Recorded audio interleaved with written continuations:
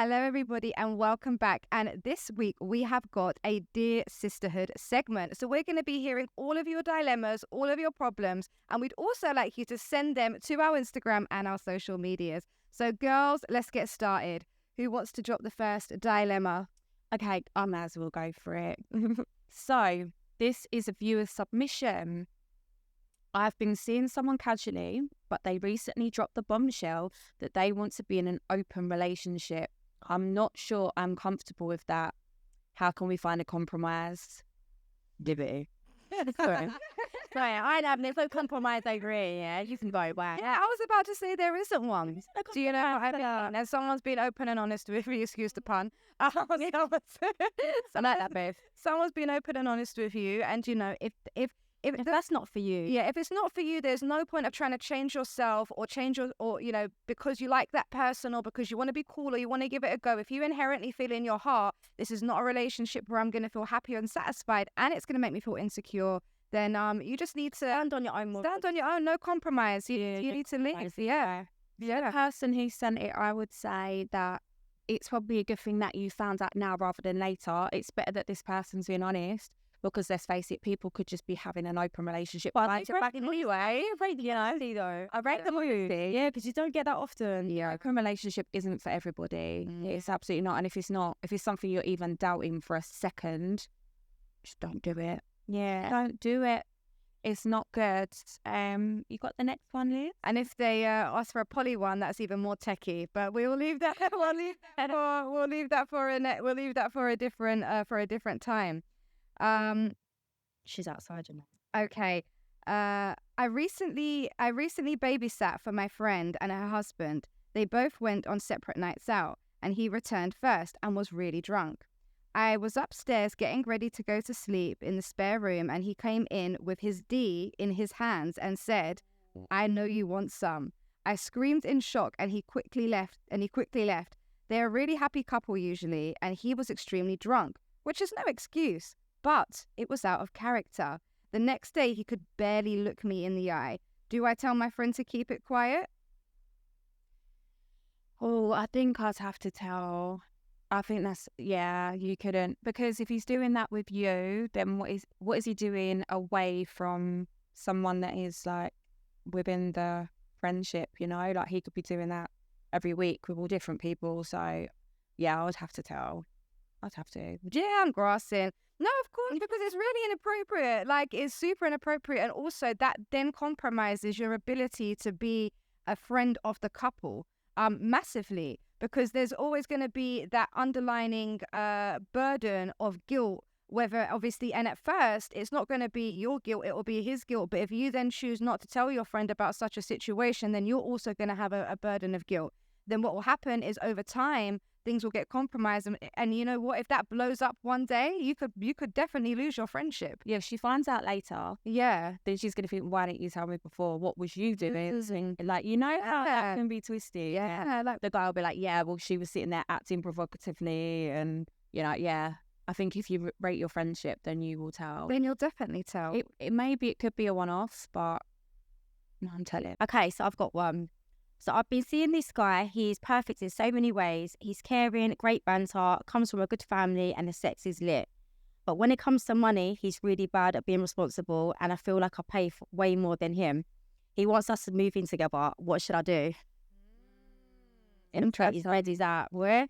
So at the end of the day, when you move in together, there's a joining of accounts and stuff like that. And there's going to be like a lot of, not accounts, so to say, but there's going to be a lot of financial responsibilities that are then going to be split between the two of you, right? So if you can identify early on, and there's no way for you actually to help them get better, that they have a really unhealthy relationship with money, then my advice would be that is going to be a stressful situation that you're going to step into. One of the biggest reasons for divorce is financial. And when we say financial, what we mean is obviously, you know, trying to build through this economy, like rent, prices, and it's, you know, and that's what happens. It's one of the biggest causes for divorce, and it's the biggest cause for separation, a lack of financial literacy, one could say. So I'd say before you move in, and if you really love this man, sit down and speak to him maybe about getting better with that. Help him do a plan. Help him learn how to budget. Yeah, money management, and see if he can get better. Because if there's one thing that we're not taught in schools, right, is this bullshit. Do you know what's that bullshit? We're not taught money management. We're not taught good spending and stuff. So you need to learn. Exactly. So yeah, so like, and it's very important for all of us to learn that. Anyway, so I would say if you're really good with money and he's not so good, then use your knowledge and your power to try to teach him. But don't move in before that, because you're setting yourself up to ultimately fail, because obviously finances and financial management is very important. Then give it a trial. See if he can do it. And if he can, you're good. Yeah. And if he can't, see you later. See you later, alligator. Later. I agree with all of the above. I'll probably give it like 6 months. I'd maybe say you've got 6 months. Yeah. So that you can save, that you can stack some money, be responsible. And if they can't do it, but then he's a really good guy for everything else. It's like, to lose him. No one's perfect. And ends up with someone who's really good with money, but rubbish in other ways. It's in the balance. It's finding the balance. I mean, you don't need to break up with them, but before you start, do you know what I mean? Yeah, it's a living together. That's a silly reason to break up. Especially, I would say. Yeah, definitely. Especially if he's a really great guy, he meets all of those other things. Because remember, none of us are perfect. Like, we're not the full package, and we'll have to deliver to the wrong address. So, do you know what I mean? Like that. So, yeah, that's what I would. Moving on. Okay, this one's a little bit spicier, girls. Love a bit. We love it. I'm gonna start it. It's the first line. This is a classic girl mistake, right? I know I shouldn't have, but I went down my boyfriend's phone. That was your first mistake. That was your first mistake. Put it this way, his internet search history was very X-rated, to the point I'm repulsed by what he's been watching. Everything was women being demeaned, and also some taboo things that I won't even go into detail about. It's got to be pretty bad if she's not even on the internet. He is so vanilla in bed, and this has really shocked me. I don't know where to start with this. I actually feel like I'm not what he really wants, because everything we do is so safe, and maybe you could say boring. What do we tell her? So I've had this thing, right? There's certain things sexual things that men would do to a woman who they're just seeing versus the type of sexual acts versus they do with their girlfriends, right? So, I mean, if I was you, first of all, I wouldn't go looking for those things if I was you, because they're quite personal and private to that person. They're their own kinks, right? And yes, that you're in a relationship with them, but it's really not your business to actually pry into that private part of their life. So I'd say first, come away from that. I mean, unless it's understandable if you think, your partner's if he's cheating, or you want to, check his fidelity. But if you're actually being nosy at such, I don't think you personally should have the right to do that. I think at the point when we're going down someone's phone, though, the relationship's dead, isn't it? Yeah. We're already picking up that phone to go through it. It doesn't matter what you're. And that's it. You're giving me vanilla sex and you're watching stuff like that. No. But yeah, sexual kinks are weird like that, and do you know what I mean? And obviously, like, some are worse than others, as we discussed last week. Do you know what I mean on a thing? But yeah, I mean, if it bothers you that much, have the conversation, and then maybe wash a few yourself and give him what he wants. No, I'm joking. But yeah, talk about. They don't sound compatible. Yeah. Oh, I think living in a relationship, babe, get out. Yeah. Sexual compatibility is really, really important. And if you haven't got that, then one of you's always going to be unsatisfied. So it's just opening up. But then, like you just said, Lyd, some people will do things with their wife, but they would do a lot after that before. If they was having a one-night stand, or if they was to go and see, say, a prostitute or someone like what they want. Yeah. But then maybe you need to have that conversation and say, look, I'm open to trying things. If you are open to trying things, I don't know, let us know if you are privately. If you are open to trying things, I think sometimes men might be a bit frightened to come to you and say, I want to try this, thinking like, you're my princess, you're my queen. I don't want you to do X, Y, and Z. Well, we always say, you're like, how on with my brains? Partners, that what we like, what we don't like. How can we do this together? Make it better. I think women struggle to tell their men when they're not sexually satisfied. I feel like a lot of women want to damage their ego. Yeah, because I feel like there's that side of it. So I feel like some women will definitely struggle when having that conversation. But like it's delivery. Do you know what I mean? And also, again, it's just a communication with it. And it's great to talk about sex and do things like pleasure mapping with your partner, work out what parts. Pleasure mapping? Yeah, so pleasure mapping is this really cool technique, right? And so you do it with your partner, and it's where you basically test all. Sorry, I'm like, oh, sexy.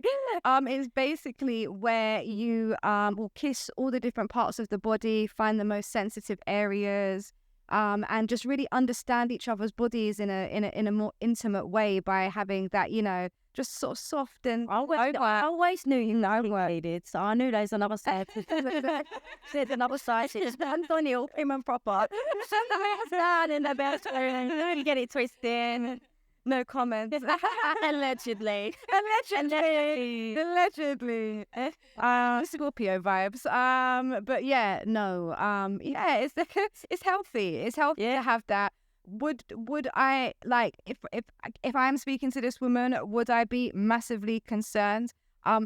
No, I wouldn't. Do you know what I mean? Does that bother you as a woman seeing that? Then if that's not aligning to your morals, then cut it. But I don't feel like it's a big deal. And I think people's porn is people's business. Do you know what I mean? And how is she actually going to approach that anyway? Like, and be like, oh, babe, I went down your fight with my. Yeah, she can't say. Do you know what I mean? You actually at this point can't say anything. Because it's not even like I'm going through your messages. It's that I'm getting your search history up, and she's going on to the. She went in to the porn site. No, she might have been looking. I think for her to even be going on the phone in the first place, there's got to be a trust issue there. She's got to be concerned about something. So she could be looking for, like, if he's going on dates or booking tables or cat, whatever. Yeah. So she's going through everything with a fine tooth comb for a reason. and then finds it up. If you seek, you will find. Like, sometimes ignorance is fucking bliss. Yeah. What you don't know doesn't hurt you. No. Yeah. Ignorance bliss. I am looking. I want to know what you're doing. The public service announcement. The Sherilyn. Anyone that dates Sherilyn. Just know you need extra levels. I'm going to be in a relationship going forward and make me feel nice. Yeah, that's why I won't. I'm going to. Absolutely. Yeah, because obviously that would stem from something. That would stem from mistrust. That would stem from an action, obviously, unless you're someone who's going into a relationship quite, like, traumatized. Like, do you know what I mean? But yeah, it would stem from it. Do you think we should have got time for one more? Let's do one more. Yeah, we're going to read one this. I think there's one more for you, Lid. Should I do it off the last one that you submitted in? Where's that? This one. We just did that. Oh, sorry. Oh, rubbish. Sorry. Okay, hold on 1 second. All right, this is a good one. So it's on the messages, but what I will say. Okay, cool. So this is more of a dilemma, and I'm asking for advice. So this is from Anonymous. Most like this. Most of the men I know in long-term relationships, myself included, have pretty abysmal sex lives. The wife or girlfriend becomes the gatekeeper, and it's only when she feels like it. Now, I'm not suggesting women should acquiesce. I think basically submit to male's demands all the time. It's meant to be a two-way street. But early on in a relationship, the partners acted like they were streetwalkers, and sex was constant, frantic, and experimental. Now, for most of us, it's like Now, for most of us, it's like fucking a tranquilized mattress. So, wow. So, not only is it not often, but it's low quality. There's always reasons not to do it. And even more reason than that. You can't do this. I'm not doing that. And she won't get on top. Okay. Is he the partner? The girl don't just get through his phone or something. I've been looking at some other stuff online, and same. Yeah, it's kind of the same. Fucking awful. Why is it not right? He's done shit. Oh my God. What do you guys think about that? So long-term relationships, right? Okay. So again, going back to understanding and having communication with your partner. Now, I watched a podcast the other day, and it was a Stephen Bartlett podcast, and there was a lady on there, and I can't remember the quote, but she was talking about there's a science behind this. Like, even at the beginning, that honeymoon period when the sex is amazing and everything is, electric and magnifying and stuff like that, that is a natural reaction that can only be had through experiencing a new person. And then when you get to know that person, then obviously that chemical can't exist. So it's absolutely impossible to try to maintain that type of sex life, unfortunately. I mean, and on both parties as well, because you're less excitable and stuff like that. Do things like Yeah. still So spice it up a bit. so it's a chemical thing that they were saying. So they were basically saying that, like, it's, yeah, so basically that when that fix, so you can, in the form of, then it then comes, because you don't naturally feel as up for it as you used to do, right? I But think then it depends on your personal sex drive, though, because there's people that when you meet someone that might not have a high sex drive anyway, I think everyone's just different. But I get what you're saying about the novelty thing. yeah. So there's It's that. a novelty. Yeah. Also, when you break up with someone and get back with them, it's like the honeymoon period all over again, and you're really into each other. Yeah. So it's a rough time apart. apart. If you guys start like cheating and go back, you're probably never going to want to have sex with them again. Chop it off. But I think the solution to that, So I can see why it would be. Like, I think it depends on how your relationship. Yeah, it depends on your libido. It depends on your sex drive. Also, contraception can have an effect on your hormones and your sex drive. Things that you eat can have it. There's age. There's so many different things. But having kids, having kids, where you are, like how you're feeling. But I think the important thing is obviously, I would always say that, like, sex is a very important part of a relationship. So as a woman, I feel like, not to like, oh, all right, let me just, do you know what I mean? But you're not always going to feel like massively in the mood. But I'd say they make that effort.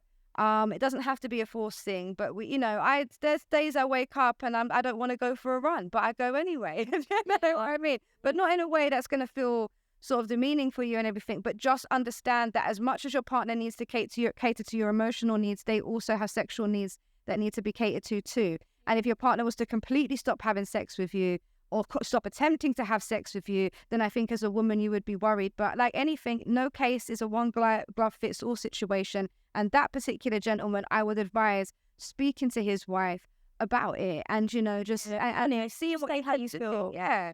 And she might not take it too good, because women aren't good at taking those type of conversations. We feel attacked. But if there are any women listening and you do feel like that, you need to understand, don't feel attacked. Understand that, your relationship is important, and it's not like there's anything wrong with you. It's just a natural thing, and maybe you could put a bit more of an effort in, or dress up. Yeah. And also, we don't know. Sorry to this, he's anonymous, but we don't know if he's being an arsehole, because also the other element of it is a woman, in order to be intimate, needs to feel loved and cared for. Exactly what I think. Yeah, sympathy and stuff. Yeah, to feel in their relationship. That's a big thing. So. Yeah, make sure you're getting your woman flowers. Yeah. Take her out on dates, treat her nice. Yeah. Compliment her. And she'll be backing it up for you. Yes. Light the candles. Yeah.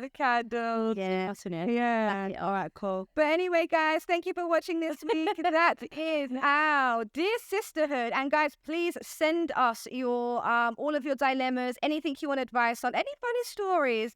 And don't forget to like, comment, share, and subscribe. Bye.